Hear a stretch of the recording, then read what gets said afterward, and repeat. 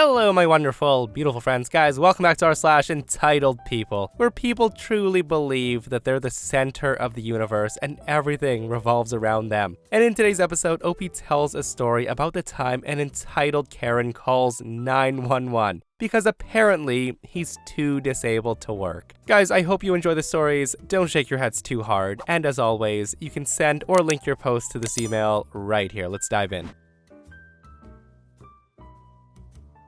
So my daughter is 4 years old, and yesterday, her preschool class went on a field trip to an 1800s themed park. This is a place where all the workers dress in traditional 1800s dress and teach kids about life during that time period. My daughter's class was having a lot of fun. They rode ponies, sang old nursery songs, and went through traditional period kids' rooms in big houses and did a lot of fun hands-on activities. One of the activities they offered was making their own 1800s-style dolls made out of corn husks and twine. Honestly, I thought they looked a bit like voodoo dolls, but my daughter loves hers. And this is where the problems start. Enter Karen and her spawn. These people were not part of my daughter's group. They came in for the day themselves, but they were sitting at the same table as we were during the doll making. And lucky us, they sat right next to me and my daughter, so I got a front row view of the following. The kid basically says, "Mommy, this is so boring." That's when the mom turns and she speaks to the park worker who's teaching kids how to make the dolls. The Karen says,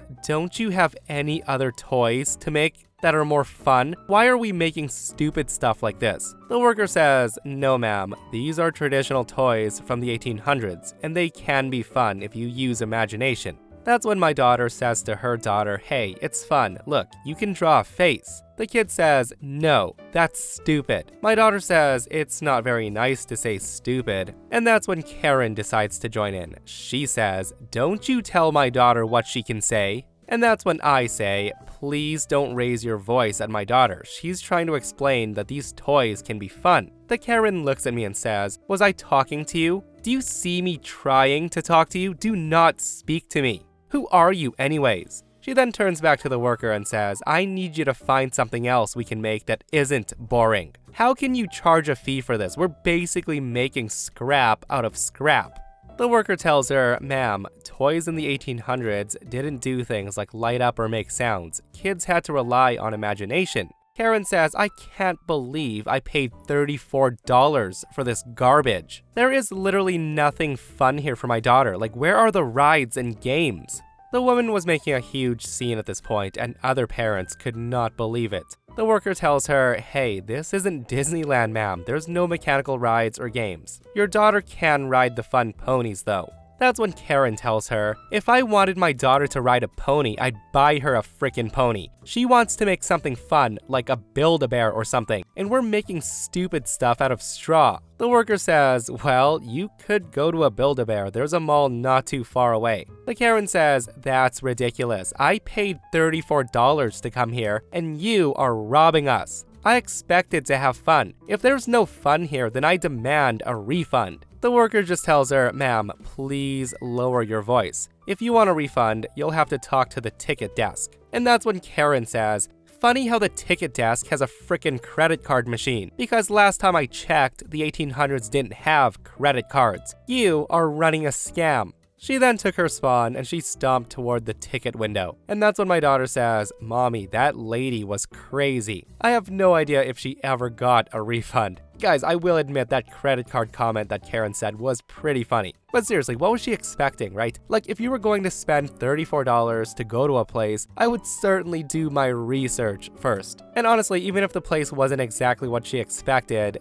maybe be a good parent and make the most out of it, and not just encourage your daughter to find it boring. But I guess causing drama always makes the day more interesting to a Karen. And speaking of people causing drama for no reason, listen to this post, guys. So a long time ago, a friend of mine broke his left leg doing something stupid. It wasn't completely shattered, but he wasn't able to walk on it for quite a while. After some time, he got the go-ahead to drive from his doctor, and he got a temporary disabled parking permit for his car. At this point, he was also using crutches. So I go to his place one day to hang out, and after a couple of hours, his wife called and asked how the shopping went. He asked, what shopping? The dummy forgot that it was his turn to do grocery shopping. So naturally, we stop playing and we hop in his car to drive to the grocery store. As we're pulling into the parking lot, he goes to the front. I assume to park in the handicap spot. But then he sees a regular spot open next to the disabled spot, and he resigns to simply park there instead. He says to me, hey, I'm not that disabled. Somebody with a wheelchair might need that spot. So we get out of the car, and all of a sudden, this crazy lady in a car behind us starts honking and yelling, screaming, hey, you can't park there, idiot. There's a disabled spot right there. Now, thinking she was confused, I say, this is a normal parking spot. The disabled spot right there is free if you need it. Now, apparently, crazy Karen didn't like my assumption of her being disabled. So she screams, I'm not disabled, you jackass. He is, pointing to my friend. She then goes on and says, I can see the handicap placard in your car, so you have to move to the handicap spot. There aren't any spots close to the door, and I have my kids with me, and they don't want to walk that far. My friend looks slightly hurt by her words, but he responds, ma'am, yes, I do have a handicap permit, but I don't have to park in the handicap spot. I'm leaving it open in case somebody with a greater disability arrives and they need to park, like somebody in a wheelchair. Karen screams, that doesn't matter. If you have a placard, you have to park there. It's the damn law. We were getting ready to just leave Crazy B when a cop car happens to enter the lot, fairly close to where we were. Crazy Karen starts violently honking and flashing her lights to get the cop's attention, which of course causes the cop to flip his lights on and drive up to us, and he gets out and says, what's going on here? Crazy Karen says, officer, they're breaking the law. They're not parking in the handicap spot, but they have a handicap placard. Make him move his car. The officer did the same thing I did. He assumed she meant we were in the handicap spot without a placard. So he turns to my friend and says, you have a handicap placard, son? My friend says, yes sir, I do, but I'm not in a handicap spot. It's a normal parking spot. The officer looks at the spot and he confirms that it is indeed a normal spot. He and my friend quickly go over the events that transpired. And then the cop goes to Crazy Karen. He tells her, ma'am, he doesn't have to park in the handicap spot just because he has a handicap placard. Now I suggest that you take your kids and leave these boys alone and go about your day.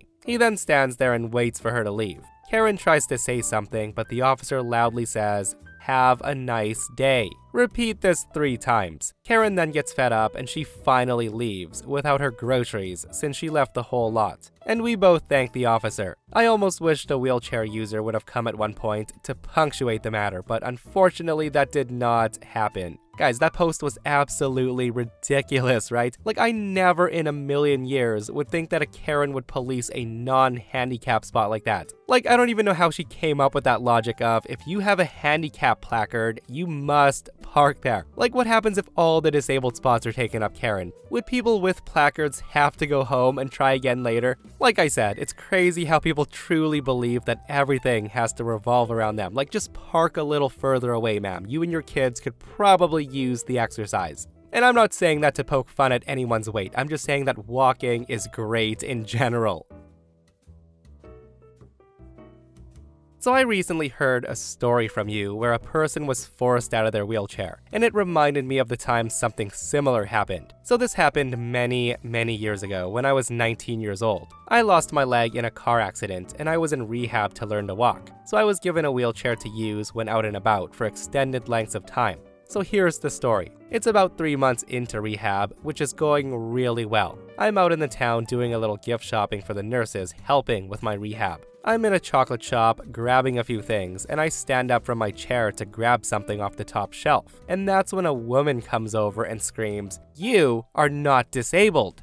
Now, that comment caught me off guard, and I just drop back into the chair and say, ma'am, I am very much She then cuts me off mid-sentence and says, "You are just conning the government for money, honey. I'm sick and tired of people like you." I say to her, I was in an accident and I've had to learn to walk again, so I need this chair. Karen's not having it. She says, "People like you make me effing sick." You claim to be like this so you don't have to work. You're sponging money off of us hardworking people so you can have a comfy life. You have till the count of 5 to get your effing lazy ass out of that chair, or I will drag you out of it. Now, while she was saying this, I was slowly pulling my pant leg up and starting to remove my leg. About 5 people were looking directly at us. I've detached my leg as fast as I can, and I go to hand it to her, and the woman looks mortified. She just splutters an incoherent sentence. The woman basically runs out of the shop, and the group that gathered around us were laughing so hard.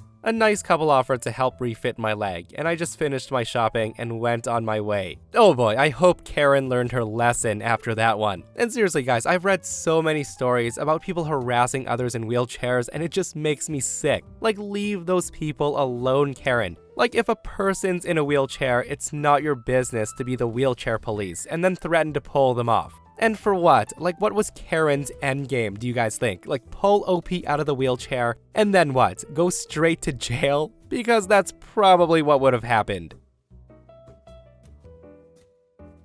This happened when I was a freshman student in college. I had recently moved into my new dorm room while getting oriented to the struggles and quirks of college life.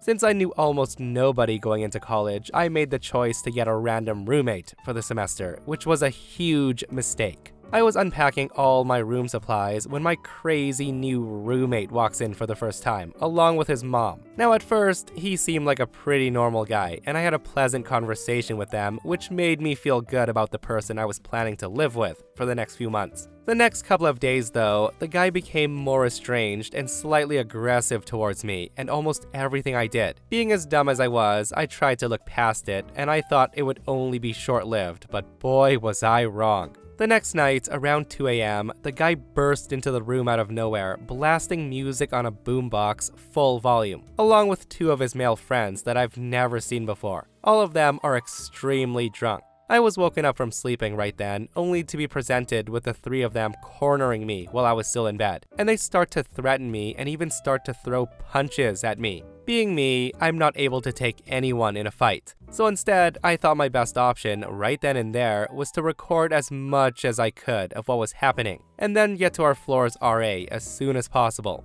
After knocking on the RA's door pleading for help, they opened up and I was able to tell them what was going down. The resident assistant immediately went down to my room, only to get punched hard by the guy in the temple as he opened the door. The RA, disoriented but extremely aware now, quickly closed the door and he held it shut, while telling me to call the campus police, and the cops came within minutes to arrest the guys after a big struggle. After me and the RA showed the police everything and made a report, the 3 were taken by police and he was banned from campus housing permanently. Well, it wasn't even a day later when the woman had gotten my contact information from the online housing info, demanding that I apologize for ruining her son's college experience and getting him arrested, that I should not have reported him.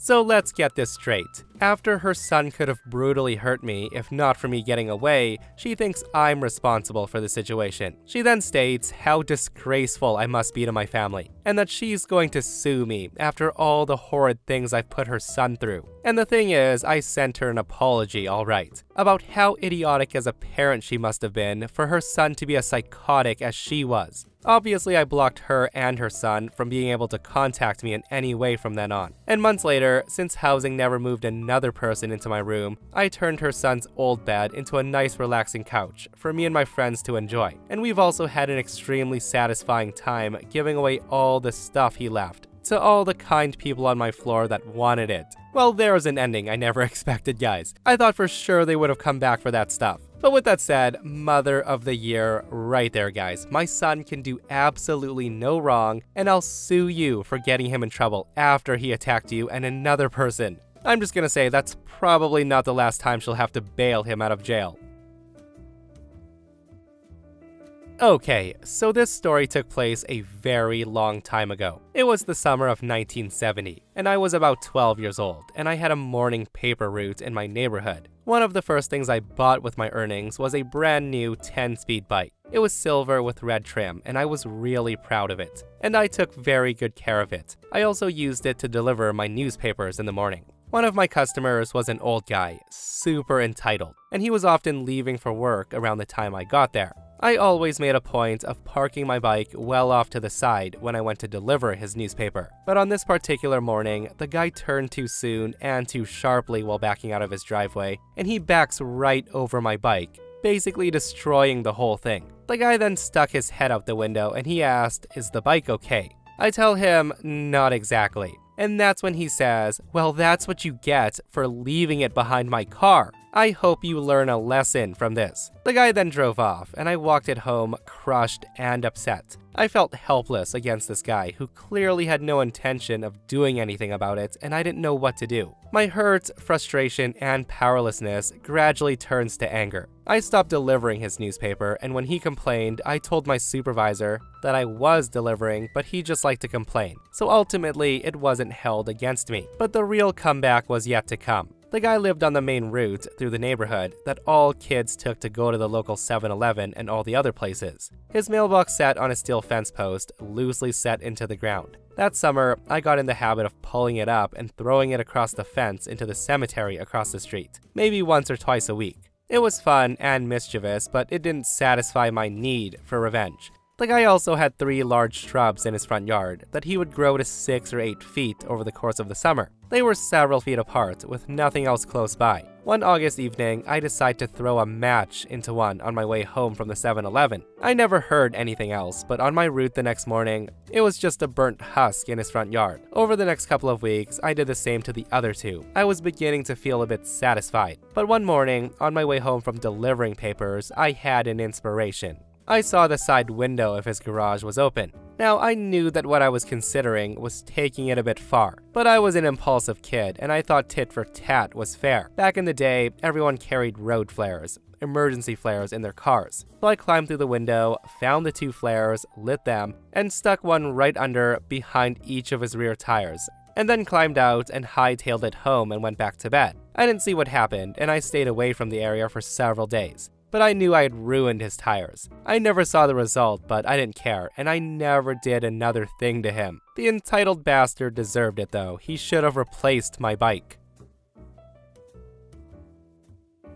So a little bit of backstory. I have Tourette's. I'm not going to elaborate on this because I really don't like talking about it, but it's vital for context. This happened several months ago. I work at a grocery store and I'm a cashier there. I've worked here for almost 2 years. I was having kind of a bad day because my tics were kind of flaring up, but nobody asked about it. I just scanned their items and they went on with their day. At least up until this point. Cue the Karen. So Karen approaches my till and I ask, "Hi, how are you today?" Karen says, "Pretty good, I guess." It started off pretty normal, and that's when she notices my tic. Karen then says, "Hey, what are you doing? Why are you doing that weird little twitch?" To which I say, "I have Tourette's, I can't control this." And that's when she says, "Well, I think you can. I'm asking you to stop while serving me." Again, I say, "I can't control this. This is out of my reach." And here's where things start getting crazy. The woman basically breaks down, pleading with me to not hurt the children, whatever that means. I say to her, "What are you talking about?" Joseph, can you come over here, please?" Joseph is my boss. My boss at this point made his way over to me, and I'm not even sure it's because I called him over or because this woman's making a scene. So he comes over and says, "Ma'am, what seems to be the problem?" Karen says, "You need to fire him right now." Hearing that, I was shocked, and I say, "Me?" Karen then says, "I've read that people who have Tourette's are controlled by demons. You can't hire people possessed by demons, and he needs to be fired." The woman was basically going crazy at this point, making sure she could tell everyone around us, which was super embarrassing, that this store had a possessed person working there. When this didn't work, she turns back to my boss and I, who are still dumbfounded. And when her yelling at people that I was possessed didn't work, this happened. She then says, "I demand all my items be free of charge, and this demon-controlled person be fired." My boss was still trying to keep composure at this point, and he says, "Ma'am, we can't just make everything free. He's not possessed. Can you please calm down?" She replies, "Calm down? Don't you tell me to calm down. You have a possessed employee, and you're telling me to calm down? I'm calling the police right now." The woman then pulls her phone out and she speaks to someone, telling them to send officers immediately to the store. And thank goodness there was an off-duty officer that was around, and he came up to us asking, "Ma'am, I'm an off-duty officer. What can I assist you with?" Karen says, "Sir, please help me. They hire people with Tourette's here, and nobody will fire him." Now, luckily the man had some sense, and he said, "Ma'am, I don't know what you're on, but this man clearly is not possessed. It's a disability." I say to her, "I have Tourette's. I can't control it. This is uncomfortable and embarrassing, and you are not helping."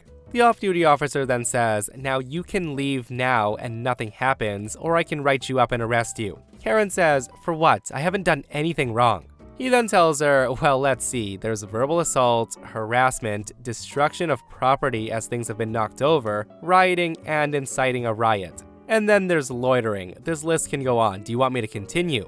At this point, the woman realizes that she's effed, and she says, "No, officer, I'll just leave." She then looks at the manager and says, "And I will never come back." Once she's gone, off-duty officer turns to me and my boss and says, and I will never forget his words, "Hey, so just to tell you, I'm not really a cop. I don't pretend to be a cop, but that woman was really pissing me off." Holy guys, that fake off-duty cop act was amazing. And that's one way to defuse a crazy situation like that. And guys, I don't know where this woman read that people who have Tourette's are possessed by demons, but I think we can all agree that she might be lacking a brain, because what a wild thing to say to somebody, right? I've lived in an apartment complex in Lisbon, Portugal for the last 4 years. If anyone's from here, you'll know that parking is hell. Fortunately, my building has a private garage. However, as is often the case, some parking places are more difficult to park in than others. I have one of the easier ones. So last year, I was offered a job abroad and I took it. I thought I'd be nice, so I parked my car at my parents' where they have plenty of space and left a notice in the building elevator that went along the lines of, "I'm the owner of 3B and I'll be away for at least 6 months. Feel free to use my parking spot." I end up being away for longer, almost 1 year. I came back to see that my parking spot was occupied, which was okay since I offered for it to be used. I then put another notice in the elevator, this time to say I was back and I would use the parking spot again. I gave it 2 days, picked my car up from my parents, and went to my garage, and the space was still being used. I had to park somewhere on the street, and I decided to give it 1 more day. The day after, it was occupied again by the same car. I asked a couple of neighbors, and I figured out that it belonged to a lady living 2 stories above me. So I went to talk to her, and she immediately got defensive, and she said that's her parking spot. And since I was away for longer than I had announced, I lost the space, which was stupid logic. So I went to the building admin, who said he'd talk to her. He did, and he came back shaking his head. Nothing. I sent a registered letter telling her to stop using my space and giving her 48 hours to take her car elsewhere. The next day, I saw the unopened letter in the garbage bin beside the mailboxes. I end up scouting my garage, waiting for her to leave, and I would immediately park my car there, hoping she would take the hint. The woman didn't, and we ended up doing this dance for a few weeks. This was until I came back to see my entire driver's side keyed. That was the final straw. I talked to a friend who owns a towing company, and we chose Saturday morning and towed her car. The plan initially was to leave the car down the road, but that felt too close and too easy. Then I thought about leaving it in a city 15 minutes away, but that still didn't feel right. That's when my friend jokingly says, "Hey, let's leave it in Madrid." And for your information, Madrid's in Spain, about 600 kilometers or 375 miles away. I knew he was joking, but Madrid did feel right. I asked if he had time. He had, so off we went. Once we got to Madrid, we went out for lunch, strolled around the city, and waited until it got dark and the streets were empty. In the meantime, we had already decided on where to leave the car. A handicap spot close to a police station. And so we did. As a bonus, my friend also took both license plates off the car, and then we drove back home. It's been 2 weeks, and I haven't seen her car since. One of these days, I might leave a letter in her mailbox telling her to contact Madrid police. But in the meantime, I'll enjoy being able to use my parking whenever I want to. What a savage way to get back at a parking spot thief, right? Tow the car 400 miles away to another city. And guys, that's exactly why I say never mess with anybody, because you never know how far somebody's willing to go to get back at you.